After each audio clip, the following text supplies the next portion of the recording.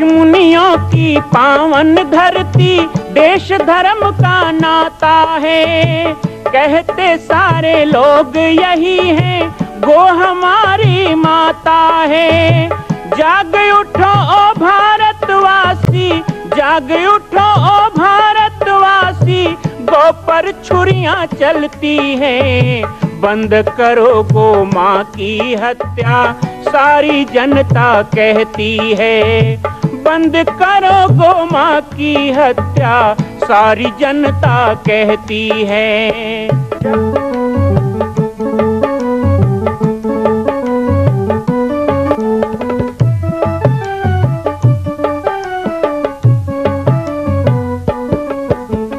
जगह जगह पर बूचड़ खाना, लाखों गौएं कटती हैं। किसे सुनाए व्यथा हमारी, नैना नीर बहाती हैं। रक्षा करना गौ माता की, रक्षा करना गौ माता की, गीता ज्ञान सिखाती है। बंद करो गो माँ की हत्या, सारी जनता कहती है। बंद करो गो माँ की हत्या, सारी जनता कहती है। जय सिया राम, जय गौ माता, जय गोपाल। आज के इस बाबा जी की पाती कार्यक्रम में एक बार पुनः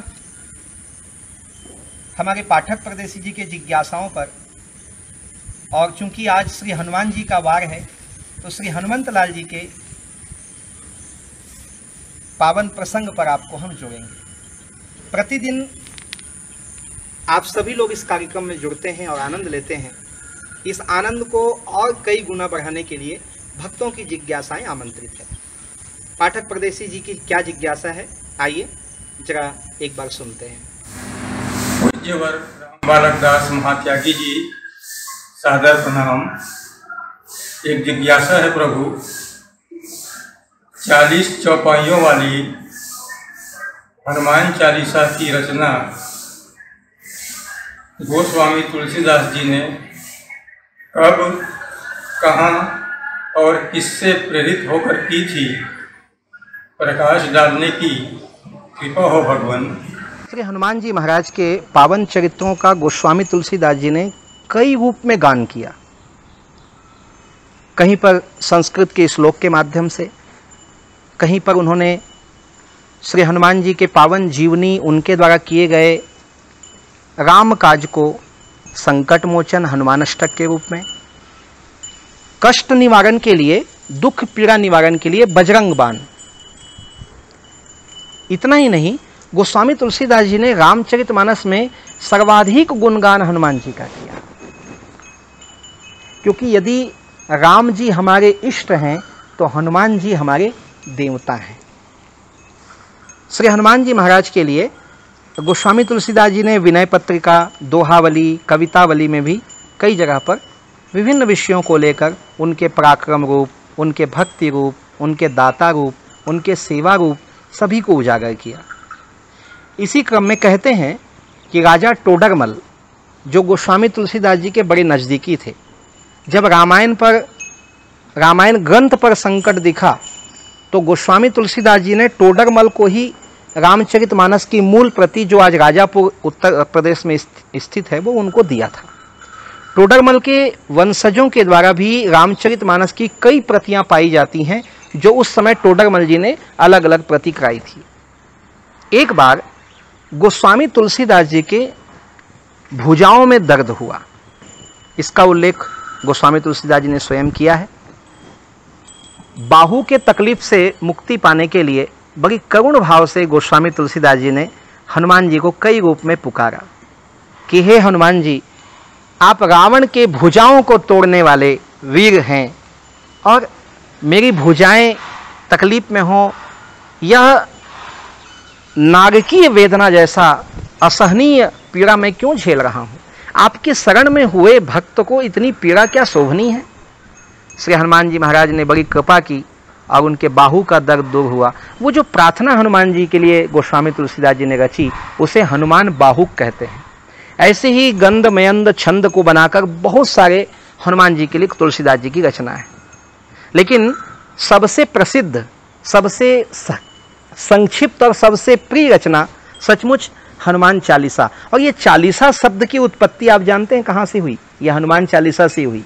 बाद में शिव चालीसा, दुर्गा चालीसा, साईं चालीसा, बहुत सारी चालीसा बन गई। लेकिन ये सारी चालीसा का प्रारंभ तो 40 दोहे जब तुलसीदास जी ने बनाए तो उस समय उनके मन में नहीं था कि इसका नाम चालीसा होगा। लेकिन 40 दोहे होने के कारण, जैसे 8 श्लोक हो गए तो हम कहते हैं राम अष्टक, दुर्गा अष्टक, कृष्णाष्टक, 8 दोहे हैं, 8 श्लोक हैं, तो इसीलिए 40 चौपाई होने पर इसे चालीसा नाम बाद में तुलसीदास जी ने दिया। जब रचना की तो कोई चालीसा के नाम से रचना नहीं की थी। श्री हनुमान जी महाराज के पावन गुणानुवाद को गाने के लिए हनुमान चालीसा की रचना कहते हैं कि गोस्वामी तुलसीदास जी की छंद युक्त पहली रचना थी, अर्थात रामचरितमानस के भी पहले, या ये कहें कि छंद को और भाव को कविता में पिरोने का जो अभ्यास वर्ग रहा तुलसीदास जी का, अभ्यासकालीन समय, उस काल की रचना है श्री हनुमान चालीसा। बड़ा आश्चर्य लगता है कि कोई व्यक्ति अभ्यास काल में इतनी सुंदर रचना कैसे कर सकता है। लेकिन श्री गोस्वामी तुलसीदास जी अपने आप में ऐसे एकमात्र व्यक्ति हैं, न भूतो न भविष्यति। सचमुच उनकी उस रचना को मैं प्रणाम करता हूं। और हनुमान चालीसा का पाठ आप सबको करना चाहिए। पाठक प्रदेशी जी, आपके पास हनुमान चालीसा की जिज्ञासा थी, मैंने उसे पूर्ण किया, लेकिन एक और जिज्ञासा आपकी है। आइए देखते हैं क्या जिज्ञासा उनके मन में। बाल योगेश्वर जी, जिज्ञासा है प्रभु, किस किस प्रयोजन से, किस किस जगह, किस किस के सम्मुख महावीर हनुमान जी ने विप्र का रूप धारण किया था? प्रकाश डालने की कृपा हो प्रभु। कौ तुम श्यामल गौर शरीरा, क्षत्रिय रूप फिरहु वन बीरा। कठिन भूमि कोमल पदगामी, कवन हेतु बिचरहु बन स्वामी। कौ तुम श्यामल गौर शरीरा, क्षत्रिय रूप फिरहु बन वीरा। रामचरितमानस का बहुत ही सुंदर प्रसंग, श्री राम और हनुमान जी का मिलन। आप सभी जानते हैं किष्किंधा कांड, जहां पर सबरी से आज्ञा लेकर श्री रामचंद्र जी पंपा सरोवर की ओर आगे बढ़ते हैं। हनुमान जी का विप्रवेश इसलिए भी प्रसिद्ध है क्योंकि विप्रवेश में ही हनुमान जी ने राम जी को पाया। और दूसरी बात और कह दूं, संभवतः हनुमान जी ने विप्रवेश बार बार इसीलिए धारण किया क्योंकि उसी रूप में उन्होंने प्रभु को पाया। जब भी हनुमान जी को आवश्यकता होती है वेश बदलने की तो वो विप्र का रूप धारण करते हैं। कई स्थानों पर हनुमान जी ने विप्रवेश धारण किया और सभी प्रसिद्ध स्थान हैं। रामचरितमानस के वो महत्वपूर्ण पक्ष हैं जिन पक्षों को पूर्ण करने के लिए हनुमान जी उस रूप में आए। लेकिन सबसे पहले श्री राम जी का, लक्ष्मण जी का परिचय जानने के लिए जब सुग्रीव ने निवेदन किया है तो विप्र रूप धारण करके श्री हनुमान जी आए। ये अलग बात है कि जैसे ही उन्होंने सुना, लक्ष्मण जी ने दिया परिचय, नाम राम लक्ष्मण दो भाई। और राम शब्द कान में आते ही तो हनुमान जी वैसे भी भाव विभोर हो जाया करते थे। यत्र यत्र रघुनाथ कीर्तनम तत्र तत्र कृतमस्तकांजलिम वास्तवारि परिपूर्ण लोचनम मारुतिम नमत राक्षसांतकम। तो जैसे ही उन्होंने राम शब्द सुना, मूल स्वरूप में आकर के और चरणों में गिर जाते हैं। श्री हनुमान जी महाराज का पहला विप्र रूप। उसके बाद कई क्षेपक कथाओं में वर्णन है कि हनुमान जी जब लंका पहुंचते हैं तो मशक समान रूप कप धरी। कई लोग कहते हैं कि हनुमान जी मच्छर बन के गए, ऐसा नहीं है। मशक समान रूप कप धरी अर्थात छोटा सा रूप धारण किया, लेकिन वो छोटा सा रूप भी विप्र का ही रूप था। और कई जगह वर्णन है कि जब विभीषण जी से हनुमान जी मिलते हैं तो विप्र के रूप में ही मिलते हैं। एक और महत्वपूर्ण प्रसंग श्री रामचरितमानस का, और वो प्रसंग है भरत जी महाराज को जब राम जी का संदेशा हनुमान जी ने सुनाया है। राम विरह सागर मह भरत मगन मन होत, तेहि समय पवन सुत आय गयो जनुपोत। रहा एक दिन अवधि अधारा, समुझत मन दुख भयउ अपारा। कारण कवन नाथ नहीं आयो, जानी कुटिल किधो मोहि बिसरायो। राम विरह में अपने शरीर को चिता में जला देने का संकल्प करने ही वाले थे, और विप्र रूप धरि कपितः गयो।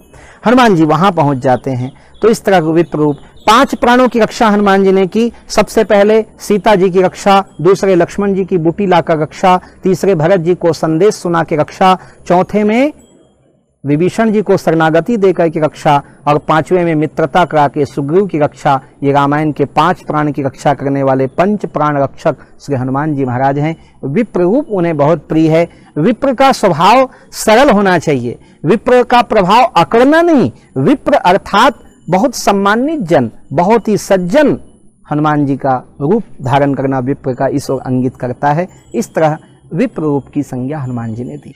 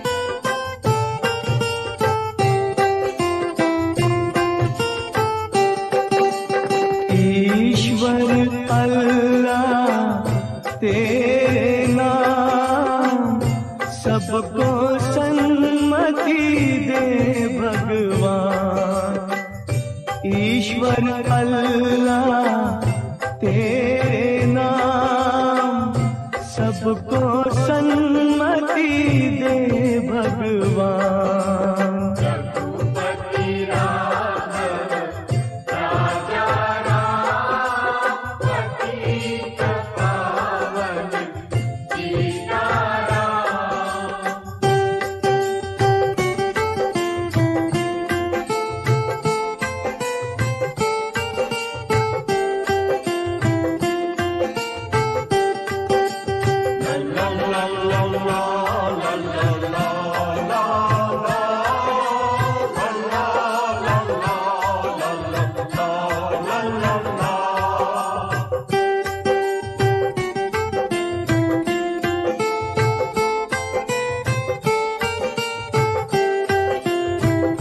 छत्तीसगढ़ के बालोद जिला में स्थित है पाटेश्वर धाम, जहां विश्व का अद्वितीय मां कौशल्या जन्मभूमि मंदिर निर्माण एवं 10,000 गायों के लिए श्री हनुमान नंदेशाला गौ अभ्यारण्य की स्थापना की जा रही है।